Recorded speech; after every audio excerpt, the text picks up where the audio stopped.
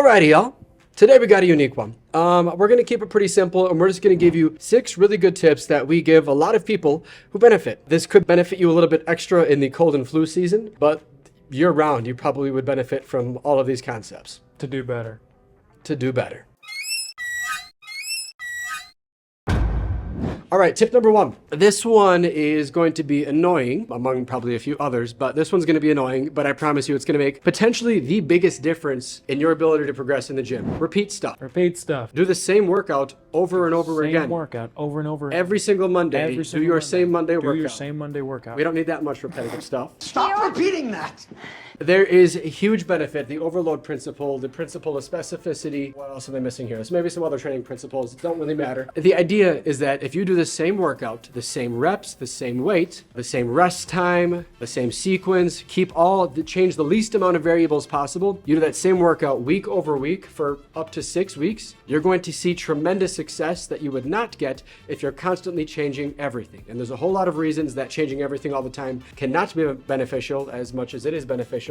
I think most people will benefit more from repeating stuff. The one caveat I will say to that is if you're getting stronger and the weight you're doing is no longer challenging, if you're doing a generic 10 reps and now this exercise is no longer challenging for 10 reps, maybe you go up 5 pounds. Besides that, I challenge you to repeat the same weekly split. Mondays are the same, Tuesdays are the same, Wednesdays, Thursdays, Fridays, whatever. Every week you do the same workout on the same day for up to 6 weeks, and I can guarantee you're going to see more success than you've seen in a very long time. And Comments? if you don't, then you can come at him and yell at him, and I'll have my bucket of popcorn. My popcorn. I will accept that. I challenge you to prove me wrong that you're not going to see success from doing this. It is going to be a little bit boring and potentially monotonous, but it depends on what you're in the gym for. If you're here for results, this is what's going to get you there. And if it's truly like beating your head against a cement wall, take half the workout or one big exercise that you do the same day every week. Monday, you deadlift. Tuesday, you do pull-ups or chest press. Keep something identical and change the tiniest variable. Fully agreed. Long story short, repeat stuff. Repeat stuff. Over to you. Number 2, if you have trouble getting your protein in a day, you have a set amount of protein and you just can't get it no matter how much food you eat, studies have shown that post-workout, our bodies can absorb up to 100 grams of protein. Protein synthesis continues to go up after we consume that much protein after the workout. So if you have trouble getting your daily protein in, throw in an extra couple of scoops into your protein shake after a workout, and you've got half, if not way more than half your protein in one sitting, and you don't have to worry about as much for the rest of the day. This is actually pretty huge, and then again, it adds to the benefit of the importance of exercise because the window that we're talking about post-workout also might not be too limited. It might be up to 4 hours. We used to think it's 30 minutes post-workout, you can only get 30 grams of protein, anything beyond that is wasted. Way too strict, probably not true. You could certainly live by that and probably see success, but in reality, it's pretty much a 4-hour window post-workout where you are at a heightened metabolic rate and the upper limit for protein absorption and utilization of protein synthesis, it skyrockets. 100 grams may not even be the top. So if you need to get a lot in throughout the day, post-workout, eat extra, drink extra, do what it takes, and I can guarantee you're going to recover better and get better results. That's a big one. And you're going to get bigger. That was peculiar. All right, number 3. We made a video on this one in the past, and I'm actually very proud of this video. It is our Apple Cider Vinegar video. Apple Cider Vinegar is a huge tool asset that we're not utilizing enough for a lot of different things. One of the benefits being visceral fat, the fat around our stomach. It can help reduce that. It can help with immunity. It can help with gut health. Both of those things are related. It can help with digestion. It can help with productions. There's a lot of different things that apple cider vinegar can do for you. I may not even have listed all of them. The main reason I'm taking it right now is I want to get my immunity a little bit under control. It's a 6 season. That's why I mentioned that earlier. Apple cider vinegar. The general standard, based off the studies that we used in that video, was 2 tablespoons twice a day. And the study was done for, I think, 6 weeks or 4 weeks. That part doesn't matter too much. Ultimately, it's about 2 tablespoons a day, maybe up to 4 tablespoons over the course of a day can provide huge health benefits to you that you might see pretty quickly. I am 3 or 4 days in, and I'm already noticing gut health changes dramatically. So apple cider vinegar, dilute it with water, or you're gonna burn your throat. Try to drink it either with a straw or dump it past your teeth so it doesn't weigh down your tooth enamel, or brush your teeth after.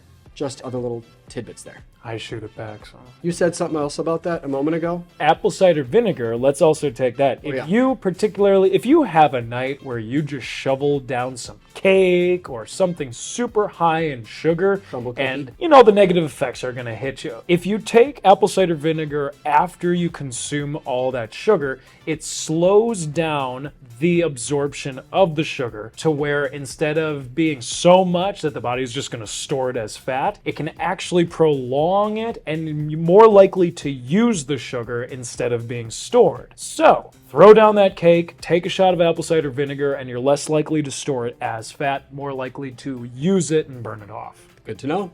You're welcome. Let's talk about vitamin toxicity. That's the big way we're headed here. Okay. It might be easier than you think to get too much of a multivitamin or too much of a vitamin in general. Too much is equally, if not worse, as bad as too little. So this comes from a few stories that I've had with two clients now. One was taking a Women's Health multivitamin in the morning. So multi, it's got a bunch of different vitamins in it and minerals. Thank you. And then they were taking a specific vitamin for vitamin D later because they were told they had too low vitamin D levels. And then, of course, both add up together throughout the day, plus potential sunlight and whatever foods you're eating. She was toxic. She was getting way too much vitamin D, and there's some huge negatives to that if you do that long term. So pay attention to the ingredients in it. If you take a multivitamin, you may not need any of those specific vitamins or individualized vitamins on top of that.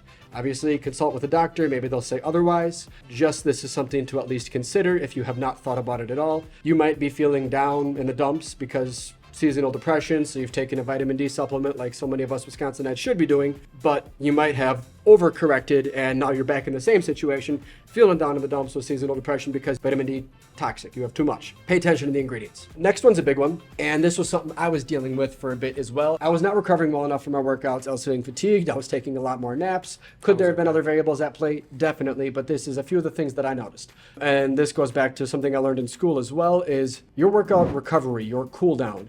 It matters a lot more than you might think. There were studies done, and these are extremes, but there were studies done on firefighters post on-scene action. There was a fire that they had to put out, they had to work. Obviously, adrenaline is spiking, cortisol is spiking, all those excitatory hormones are spiking in their body to perform this extreme task. After that, some of the firefighters would then go back and be forced to walk on a treadmill or ride a bike or do a whole workout as a way to come down post-extreme situation. Firefighters then also did not do that, and those who did not do it had a significantly higher risk of developing heart disease or heart issues. Many of the metabolites that were produced in a heart attack could be found in their blood at low levels, and over time, if that continues to happen, you're probably at a higher risk for heart disease. So, while when we work out, we're not tackling putting out a fire, I'm not trying to conflate those two things.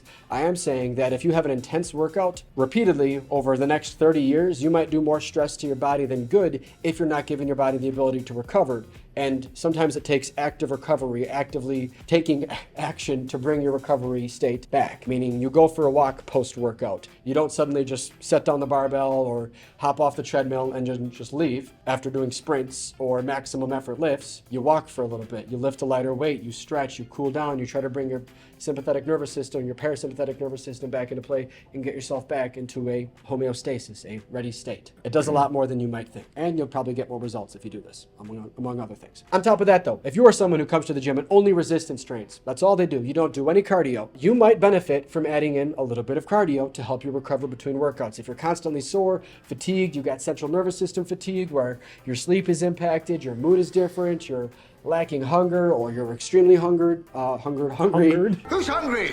Wow, we are really going through it today. Long story short with this one, if you are not utilizing steady state or low intensity cardio, you probably would benefit from it at a minimum for recovering for workouts. Among all the other health benefits and benefits that cardio brings us, one of the many minimal things it could do for you is help you recover enough so that you can get intense workouts in throughout the rest of the week. Something to consider. Let's talk about spinach. So I've had a lot of people come up and ask me, they're like, okay, you know, I'm having trouble getting veggies in. I don't know where to put it. I don't know how to cook it properly or way to eat that I really like it. And so I have a solution. Take the veggies. Take any type of veggies, Brussels sprouts, spinach, broccoli. You take it, you know, wherever you keep it, on the side, in the fridge, however you want to. You take it out, put it on the counter. You open up the package, and you eat it. All right, that's it. Thanks, guys. Have a good day.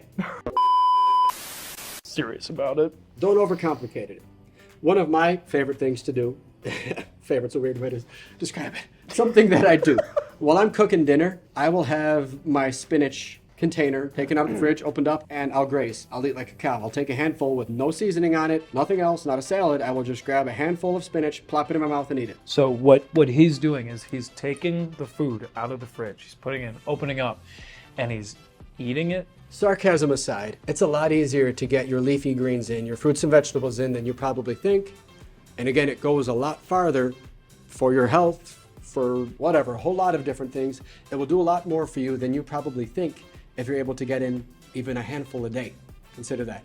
So I'm gonna go home and take my veggies and I'm gonna eat them. Thanks and have a good day.